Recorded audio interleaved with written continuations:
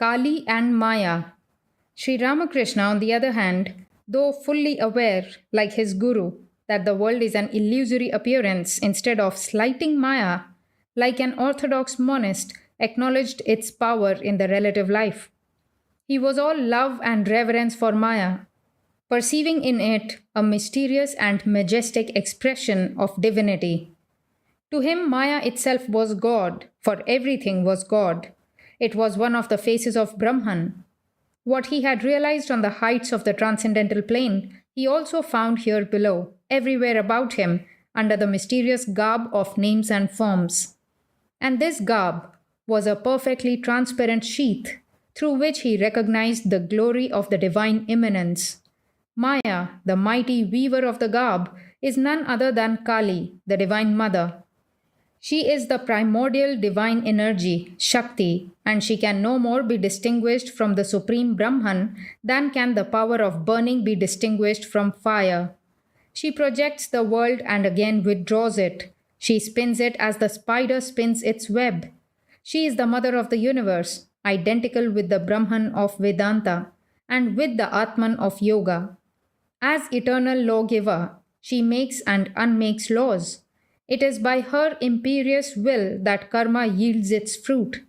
She ensnares men with illusion and again releases them from bondage with a look of her benign eyes. She is the supreme mistress of the cosmic play, and all objects, animate and inanimate, dance by her will. Even those who realize the absolute in Nirvikalpa Samadhi are under her jurisdiction as long as they still live on the relative plane. Thus, after Nirvikalpa Samadhi, Sri Ramakrishna realized Maya in an altogether new role. The binding aspect of Kali vanished from before his vision. She no longer obscured his understanding.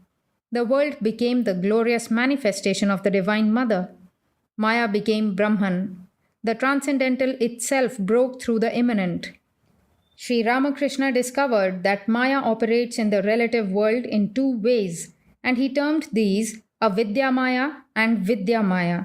Avidya Maya represents the dark forces of creation, sensuous desires, evil passions, greed, lust, cruelty, and so on. It sustains the world system on the lower planes. It is responsible for the round of man's birth and death. It must be fought and vanquished. But Vidya Maya is the higher force of creation, the spiritual virtues, the enlightening qualities. Kindness, purity, love, devotion. Vidya Maya elevates man to the higher planes of consciousness.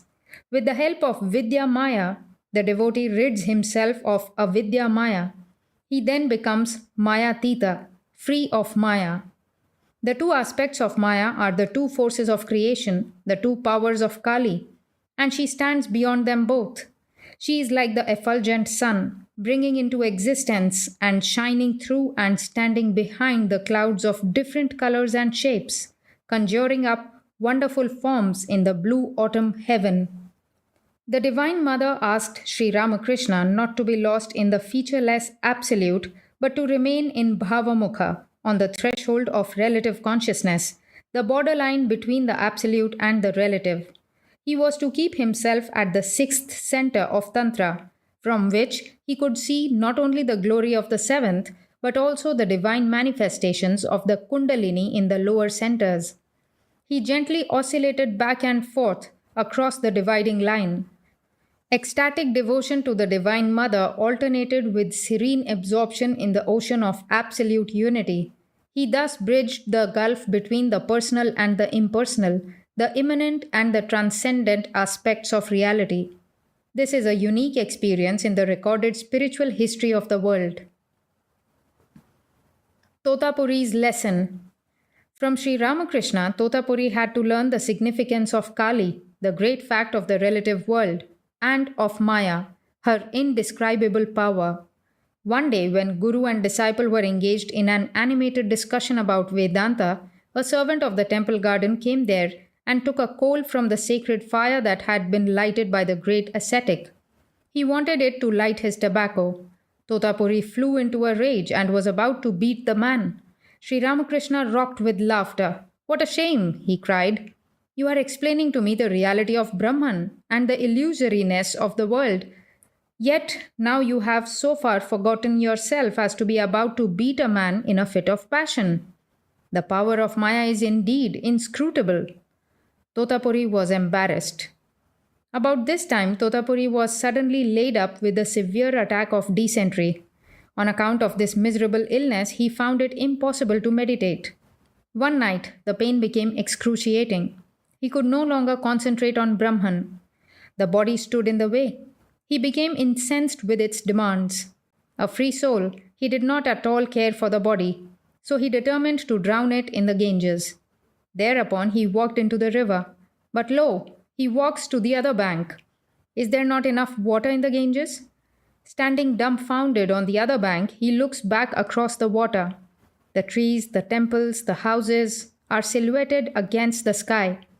Suddenly, in one dazzling moment, he sees on all sides the presence of the Divine Mother. She is in everything. She is everything. She is in the water. She is on land. She is the body. She is the mind. She is pain. She is comfort. She is knowledge. She is ignorance. She is life. She is death. She is everything that one sees, hears, or imagines. She turns ya into nay and nay into ya. Without her grace, no embodied being can go beyond her realm. Man has no free will. He is not even free to die.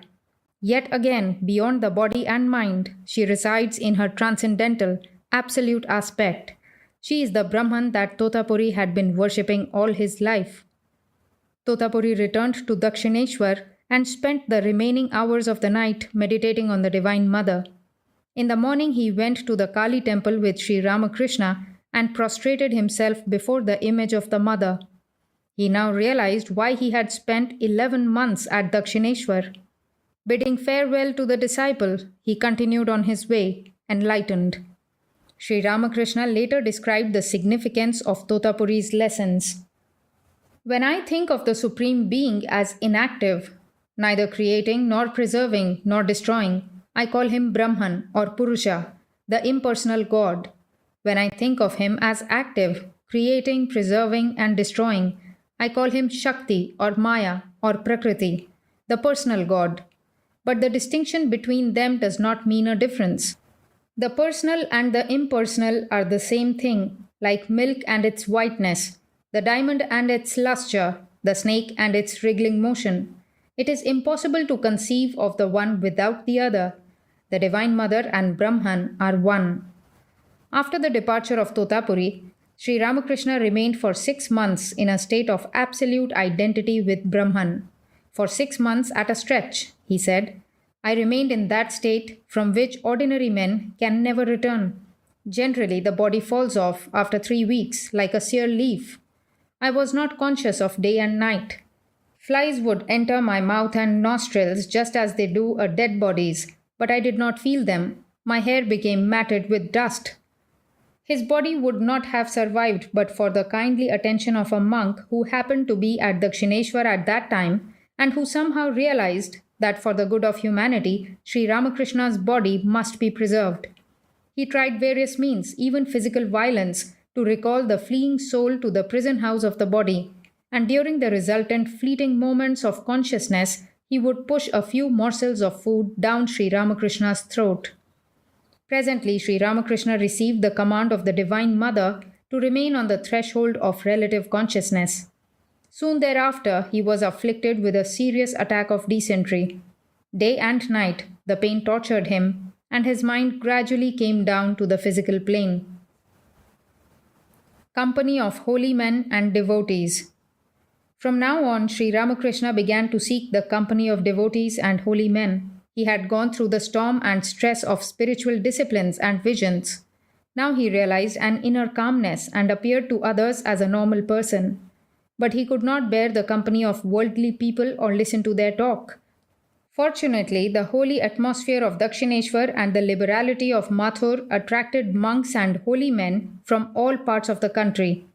Sadhus of all denominations, monists and dualists, Vaishnavas and Vedantists, Shaktas and worshippers of Rama, flocked there in ever increasing numbers.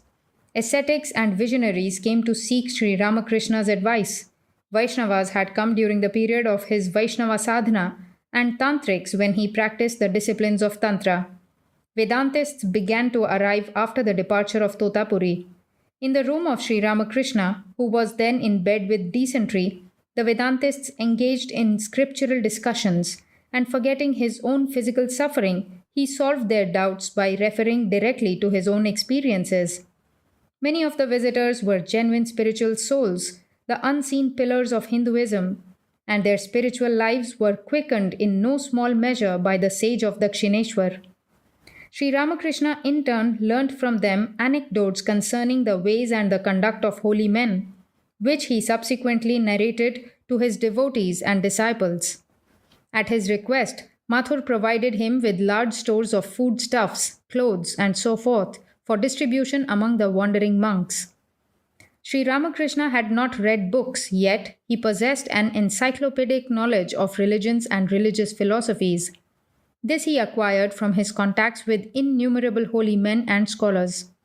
He had a unique power of assimilation. Through meditation, he made this knowledge a part of his being. Once, when he was asked by a disciple about the source of his seemingly inexhaustible knowledge, he replied, "I have not read, but I have heard the learned. I have made a garland of their knowledge, wearing it round my neck, and I have given it as an offering at the feet of the mother."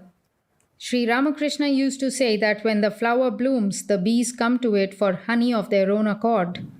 Now many souls began to visit Dakshineshwar to satisfy their spiritual hunger.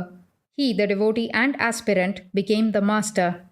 Gauri, the great scholar who had been one of the first to proclaim Sri Ramakrishna an incarnation of God, paid the master a visit in 1870 and with the master's blessings renounced the world.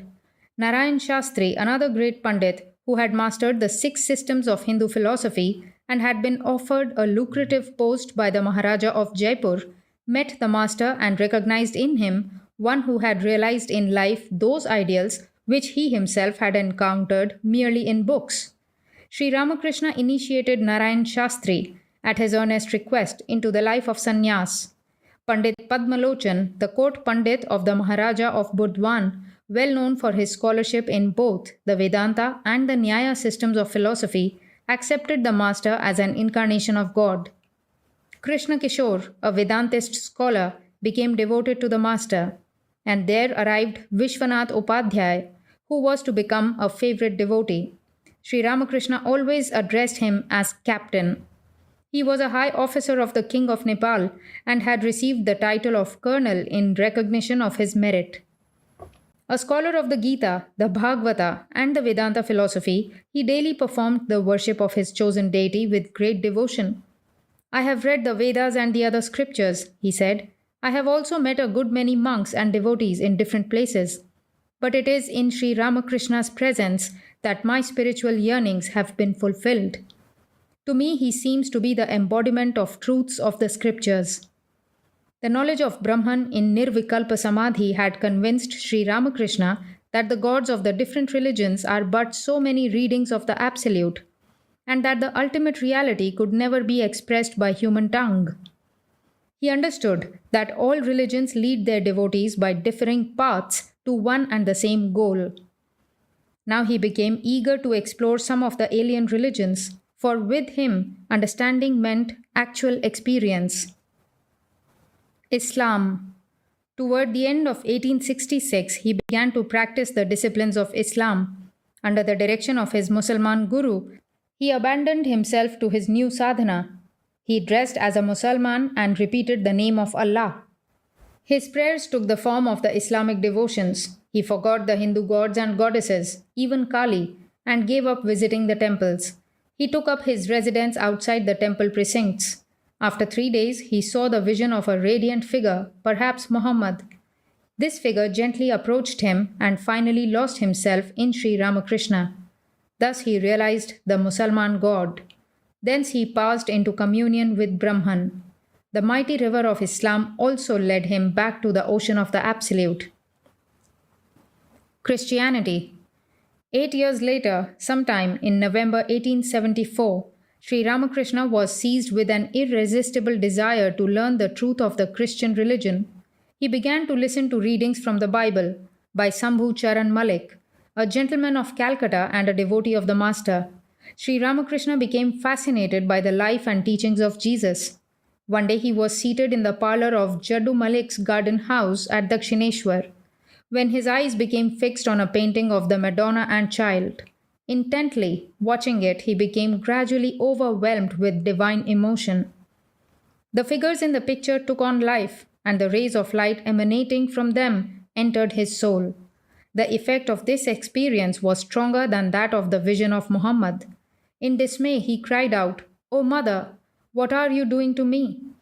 And breaking through the barriers of creed and religion, he entered a new realm of ecstasy. Christ possessed his soul. For 3 days, he did not set foot in the Kali temple. On the fourth day, in the afternoon, as he was walking in the Panchavati, he saw coming toward him a person with beautiful large eyes, serene countenance, and fair skin. As the two faced each other, a voice rang out in the depths of Sri Ramakrishna's soul. "Behold the Christ, who shed his heart's blood for the redemption of the world, who suffered a sea of anguish for love of men. It is he, the Master Yogi, who is in eternal union with God. It is Jesus, love incarnate. The Son of Man embraced the Son of the Divine Mother and merged in him." Sri Ramakrishna realized his identity with Christ, as he had already realized his identity with Kali, Rama, Hanuman, Radha, Krishna, Brahman, and Muhammad. The Master went into Samadhi and communed with the Brahman with attributes. Thus he experienced the truth that Christianity too was a path leading to God consciousness. Till the last moment of his life, he believed that Christ was an incarnation of God. But Christ for him was not the only incarnation. There were others, Buddha, for instance, and Krishna. Attitude toward different religions. Sri Ramakrishna accepted the divinity of Buddha and used to point out the similarity of his teachings to those of the Upanishads. He also showed great respect for the Tirthankaras who founded Jainism and for the 10 gurus of Sikhism, but he did not speak of them as divine incarnations. He was heard to say that the gurus of Sikhism were the reincarnations of King Janaka of ancient India. He kept in his room at Dakshineshwar a small statue of Tirthankara Mahavira and a picture of Christ, before which incense was burnt morning and evening.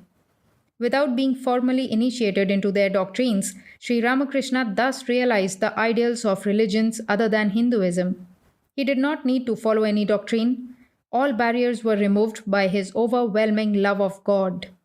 So he became a master who could speak with authority regarding the ideas and ideals of the various religions of the world.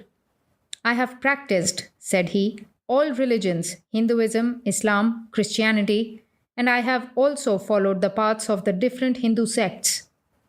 I have found that it is the same God toward whom all are directing their steps, though along different paths. You must try all beliefs and traverse all the different ways once. Wherever I look, I see men quarreling in the name of religion, Hindus, Mohammedans, Brahmos, Vaishnavas, and the rest. But they never reflect that he who is called Krishna is also called Shiva and bears the name of the primal energy, Jesus, and Allah as well, the same Rama with 1,000 names. A lake has several ghats.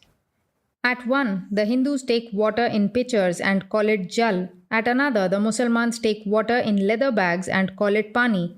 At a third, the Christians call it water. Can we imagine that it is not jal but only pani or water? How ridiculous! The substance is one under different names, and everyone is seeking the same substance. Only climate, temperament, and name create differences. Let each man follow his own path.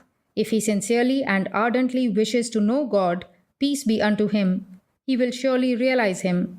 In 1867, Sri Ramakrishna returned to Kamarpukar to recuperate from the effect of his austerities. The peaceful countryside, the simple and artless companions of his boyhood, and the pure air did him much good. The villagers were happy to get back their playful, frank, witty, kind-hearted, and truthful Gadadhar. though they did not fail to notice the great change that had come over him during his years in Calcutta. His wife, Sharada Devi, now 14 years old, soon arrived at Kamarpukar. Her spiritual development was much beyond her age, and she was able to understand immediately her husband's state of mind. She became eager to learn from him about God and to live with him as his attendant. The master accepted her cheerfully both as his disciple and as his spiritual companion. Referring to the experiences of these few days, she once said, I used to feel always as if a pitcher full of bliss were placed in my heart. The joy was indescribable. Pilgrimage. On January 27, 1868, Mathur Babu, with a party of some 125 persons, set out on a pilgrimage to the sacred places of northern India. At Vaidyanath in Bihar, when the master saw the inhabitants of a village reduced by poverty and starvation to mere skeletons, he requested his rich patron to feed the people and give each a piece of cloth. Mathur demurred at the added expense. The master declared bitterly that he would not go on to Banaras but would live with the poor and share their miseries. He actually left Mathur and sat down with the villagers, whereupon Mathur had to yield. On another occasion, 2 years later, Sri Ramakrishna showed a similar sentiment for the poor and needy. He accompanied Mathur on a tour to one of the latter's estates at the time of the collection of rents. For 2 years, the harvests had failed, and the tenants were in a state of extreme poverty. The master asked Mathur to remit their rents, distribute help to them, and in addition give the hungry people a sumptuous feast. When Mathur grumbled, the master said, You are only the steward of the Divine Mother. They are the mother's tenants. You must spend the mother's money. When they are suffering, how can you refuse to help them? You must help them. Again, Mathur had to give in. Sri Ramakrishna's sympathy for the poor sprang from his perception of God in all created beings. His sentiment was not that of the humanist or philanthropist. To him, the service of man was the same as the worship of God. The party entered holy Banaras by boat along the Ganges. When Sri Ramakrishna's eyes fell on this city of Shiva, where had accumulated for ages the devotion and piety of countless worshippers, he saw it to be made of gold, as the scriptures declare. He was visibly moved. During his stay in the city, he treated every particle of its earth with utmost respect. At the Manikarnika Ghat, the great cremation ground of the city, he actually saw Shiva, with ash-covered body and tawny matted hair, serenely approaching each funeral pyre and breathing into the ears of the corpses the mantra of liberation, and then the Divine Mother removing from the dead their bonds. Thus he realized the significance of the scriptural statement that anyone dying in Banaras attains salvation through the grace of Shiva. He paid a visit to Trailanga Swami, the celebrated monk, whom he later declared to be a real Paramahamsa, a veritable image of Shiva. Sri Ramakrishna visited Allahabad at the confluence of the Ganges and the Jamuna, and then proceeded to Vrindavan and Mathura, hallowed by the legends, songs, and dramas about Krishna and the gopis. Here he had numerous visions and his heart overflowed with divine emotion. He wept and said, O Krishna, everything here is as it was in the olden days. You alone are absent. He visited the great woman saint, Ganga Mai, regarded by Vaishnava devotees as the reincarnation of an intimate attendant of Radha. She was 60 years old and had frequent trances. She spoke of Sri Ramakrishna as an incarnation of Radha. With great difficulty, he was persuaded to leave her. On the return journey, Mathur wanted to visit Gaya, but Sri Ramakrishna declined to go. He recalled his father's vision at Gaya before his own birth and felt that in the temple of Vishnu he would become permanently absorbed in God. Mathur, honoring the master's wish, returned with his party to Calcutta. From Vrindavan, the master had brought a handful of dust. Part of this he scattered in the Panchavati. The rest he buried in the little hut where he had practiced meditation. Now this place, he said, is as sacred as Vrindavan. In 1870, the master went on a pilgrimage to Nadia, the birthplace of Sri Chaitanya.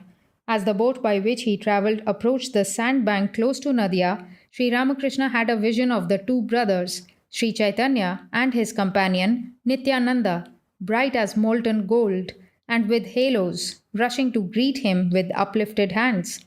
There they come, he cried.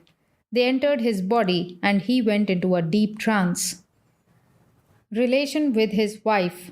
In 1872, Sarada Devi paid her first visit to her husband at Dakshineshwar. 4 years earlier, she had seen him at Kamarpukar and had tasted the bliss of his divine company. Since then, she had become even more gentle, tender, introspective, serious, and unselfish. She had heard many rumors about her husband's insanity. People had shown her pity in her misfortune. The more she thought, the more she felt that her duty was to be with him, giving him, in whatever measure she could, a wife's devoted service. She was now 18 years old. Accompanied by her father, she arrived at Dakshineshwar, having come on foot the distance of 80 miles. She had had an attack of fever on the way. When she arrived at the temple garden, the master said sorrowfully, "Ah, you have come too late. My Mathur is no longer here to look after you." Mathur had passed away the previous year. The master took up the duty of instructing his young wife, and this included everything from housekeeping to the knowledge of Brahman.